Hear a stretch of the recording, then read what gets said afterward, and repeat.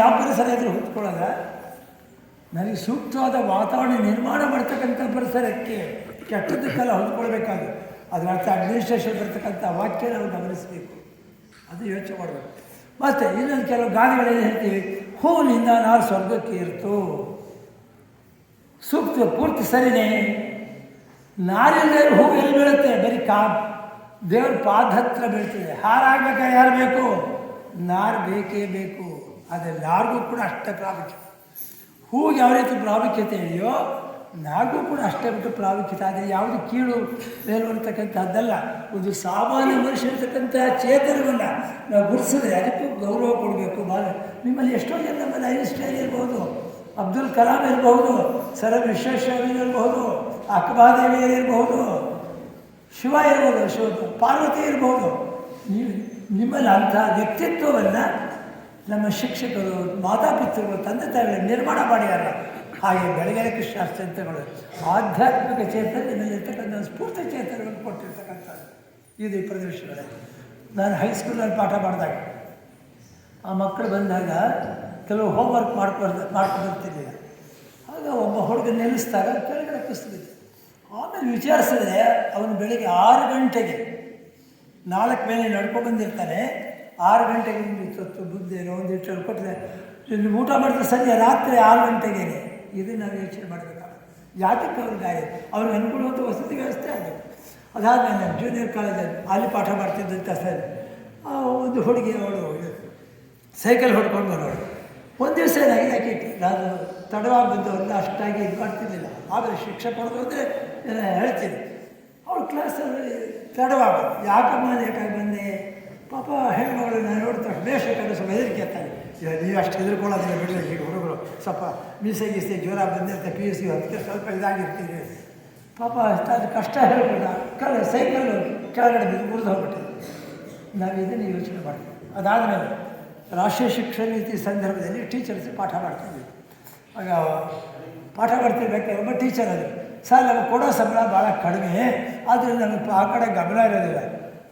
ನೀವು ಬಂದಿರೋ ಉದ್ಯೋಗ ಯಾವುದು? ನಾವು ಕೊಡ್ತಕ್ಕಂಥ ಸಂಬಳ ಇಷ್ಟು, ಅದು ಸರ್ಕಾರ ಸಂಬಳ ಕಡಿಮೆ ಇದೆ. ನೀವು ಬಂದಮೇಲೆ ಹೆಂಡ್ತಿಗೆ ತಾಲಿ ಕಟ್ಬಿಟ್ರೆ ಏನು ಮಾಡ್ತೀಯ? ಓಡಿಸ್ಬಿಡ್ತೀಯ. ಇವತ್ತು ಬಿಡಿ ಡೈವರ್ಸ್ ಬೇಕಾ ಅಷ್ಟು ಆಗ್ಬೋದು ಆ ಪ್ರಶ್ನೆ ಮೇಲೆ. ತಾಲಿ ಕಟ್ಟಿನಲ್ಲಿ ಮುಗೀತು, ಆಕೆ ನೀನು ಹೆಂಡ್ತಿ ಜೀವಮಾನ ಪರ್ಯಂತ ನಿಮ್ಮ ಜೊತೆಲಿ ಇರ್ತಕ್ಕಂಥವ್ಳು. ಈ ಕೆಲಸಕ್ಕೆ ಒಪ್ಕೊಂಡ್ಮೇಲೆ ಮಕ್ಕಳಿಗೆ ಸರಿಯ ಪಾಠ ಮಾಡಿ. ಅದಾದ MA ಕ್ಲಾಸಲ್ಲಿ ಶಾಸ್ತ್ರ ತರಗತಿ ಪಾಠ ಮಾಡ್ತೀವಿ. ಆಗ ಒಬ್ಬ ಹೆಣ್ಣು ಮಗಳು ದೂರದಿಂದ ಬರ್ತಾ ಇದ್ದರು. ಶಾಸ್ತ್ರ ತರಗತಿ ಮಾಡಬೇಕಾಯ್ತು ಅಂತ ಕಲಿಬೇಕು ಪ್ರತಿಯೊಂದು ಅಂಶಗಳು ಕೂಡ. ಅದು ಪಾಠ ಮಾಡ್ತಾ ಆ ಹೆಣ್ಣು ಮಗಳು ಅವತ್ತು ದಿವಸ ಬರೋಕ್ಕೆ ಆಗಲಿಲ್ಲ. ಅದು ಭಾಳ ಇಂಪಾರ್ಟೆಂಟ್ ಪಾಠ. ಮಾನ್ಯ ಜನ ಬಂತು. ಯಾಕಮ್ಮ ಅಂತಂದರೆ, ಸಾರ್ ಮನೆಯಲ್ಲಿ ನಿಮ್ಮ ತಂದೆ ಇತ್ತು ಹುಷಾರಿಲ್ಲ. ಇಂಥ ಅಂಶಗಳನ್ನು ಶಿಕ್ಷಕರು ಕೂಡ ಗಮನಿಸಬೇಕಾ ಬರ್ತೀವಿ. ಮತ್ತು ಕರೆದವರು ಮತ್ತು ವಿಶೇಷವಾಗಿ ಪಾಠ ಮಾಡ್ತಕ್ಕಂಥದ್ದಿಲ್ಲ ಕಾಲೇಜುಗಳಿದೆ. ಹೀಗಾಗಿ ಉಪಾಧ್ಯಾಯರು ತಿಳ್ಕೊಳ್ತಕ್ಕಂಥ ಅಂಶ ಇರ್ತದೆ, ಮಕ್ಕಳು ಕೂಡ ತಿಳ್ಕೊಳ್ತಕ್ಕಂಥ ಅಂಶ ಇರ್ತದೆ. ಇದನ್ನೇ ಈ ನಿಟ್ಟಿನಲ್ಲಿ ನೀವು ಇವತ್ತೊಂದು ದಿವಸ ಬೆಳಕೆರೆ ಅಂತ ಪ್ರದೇಶದಲ್ಲಿ ಬೆಂಗಳೂರು ಮೈಸೂರು ತಕ್ಷಣ ಶಕ್ತಿ ಇರ್ತಕ್ಕಂಥವ್ರು ಅಲ್ಲಿ ಹೋಗಿ ಓದ್ಬೋದು, ಪ್ರಶ್ನೆ ಬೇರೆ. ಅದರಿಂದ ಹಳ್ಳಿಗಾಡಿನಲ್ಲಿ ಈ ಮಕ್ಕಳಿಗೆ ನಾವು ಕೊಡ್ತಕ್ಕಂಥ ಶಿಕ್ಷಣ ಏನಿದೆ ಇದು ರಾಷ್ಟ್ರದ ಪ್ರಗತಿಗೆ ಇವತ್ತು ಸಾಗ್ತದೆ. ಎಲ್ಲೋ ಬೆಳೆದಂಥ ಹುಡುಗ, ಸಾಮಾನ್ಯ ವರ್ಗಜನಂತ ದಲಿತ ಹುಡುಗ. ನೀವು ಹೇಳ್ತೀರಿ ದಲಿತ ಹುಡುಗರಿಗೆ ಎಷ್ಟು ಪ್ರತಿಭಾವಂತ ಇರ್ತಾರೆ. ನೀವು ಹಲ್ಮಡಿ ಅಂತ ಗ್ರಾಮದ ಕನ್ನಡದ ಮೊಟ್ಟ ಮೊದಲೇ ಶಾಸ್ತ್ರ ಕಂಡು ಹಿಡಿದಂಥ ಶಾಸ್ತ್ರ ಇರತಕ್ಕಂಥ ಶಾಸ್ತ್ರ. ಅಲ್ಲಿ ಹಿರಡೇಲಿಂಗ ಹಬ್ಬದಲ್ಲಿ ದಲಿತರು 8 ದಿನ ಅತ್ಯಂತ ಶುದ್ಧವಾಗಿ ದೇವರ ಪೂಜೆ ಮಾಡಿ ಪ್ರಯೋಜನ ಮಾಡಿ ಎಲ್ಲರೂ ಹೋಗಿ ಪ್ರಸಾದ ತೆಗೆದುಕೊಳ್ತಾರೆ. ಇದು ನಮ್ಮಲ್ಲಿರ್ತಕ್ಕಂಥ ದಲಿತ ಕೀಳು ಮೇಲು ಇರ್ತಕ್ಕಂಥದ್ದಲ್ಲ. ಹಾಗೆ ಕೊಡಗಿನಲ್ಲಿ ಪದಗಾಲ ತಮ್ಮ ಬಂದು ಬರುತ್ತೆ. ಆಕೆ ಕೇಳಲು ಬಂದಂಥ ದೇವತೆ ದಲಿತರ ಆರಾಧ್ಯ ದೇವತೆ ಕೂಡ ಹೌದು. ಅದನ್ನು ಪೂಜೆ ಮಾಡ್ತಕ್ಕಂಥವ್ರು ಕೆಮ್ಮೆಟ್ಟು ದಲಿತ ಪೂಜಾರಿಗಳು. ಅವರು ಆ ಹಬ್ಬದಲ್ಲಿ ಅಲ್ಲಿರ್ತಕ್ಕಂಥ ಎಲ್ಲ ಜನ ಹೋಗಿ ಒಂದು ಪ್ರಸಾದ ತೆಗೆದುಕೊಂಡು ಅದು ಹಾಡೆ ಕುಂಕುಮ ಹಚ್ಕೊಂಡು ಬರ್ತಾರೆ. ಹೀಗಾಗಿ ನಮ್ಮಲ್ಲಿ ಅವನು ದಲಿತ, ಇವನು ಪರಿಶಿಷ್ಟ ಅದೆಲ್ಲ ಮುಖ್ಯ, ಭಾರವತ್ತು ಮುಖ್ಯ. ಅವನು ನಮ್ಮ ಹಾಗೆ ಮಾನವ ಜೀವಿ.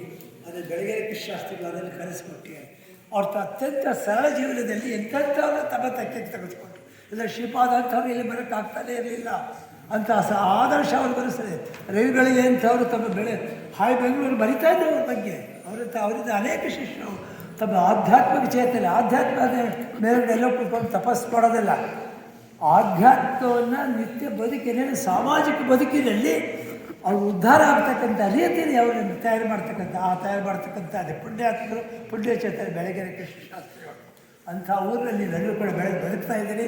ಹೀಗೆ ಬೆಳೆದು ಹೀಗೆ ಮುಂದಾಳಾಗಿ ಸಮಾಜ ಸಭೆಯಲ್ಲಿ ಮುಂದಾಗಿ ರಾಜಕಾರಣಿಗಳಾಗಿ ಒಳ್ಳೆಯ ರಾಜಕಾರಣಿಯಾಗಿ ಅಂತೆ ಕೇವಲ ಆಮಿಷ ಲಂಚ ಇದಕ್ಕೆ ಪಕ್ಕಾಗದೆ ಸಾಮಾಜಿಕವಾಗಿ ಮತ್ತು ರಾಷ್ಟ್ರೀಯ ಹಿತಾಸಕ್ತಿಯಿಂದ ಒಳ್ಳೆಯ ಪ್ರಜೆಯಾಗಿ ಬೆಳೆದು ದೇಶಕ್ಕೆ ಕೀರ್ತಿ ತರ್ತಾ ಬೆಳೆದು ಬಾಳ್ರಿ ಅಂತ ಹಾರಿಸ್ತಾ ಮಾತು ಮುಗಿಸ್ತೀನಿ. ನಮಸ್ಕಾರ.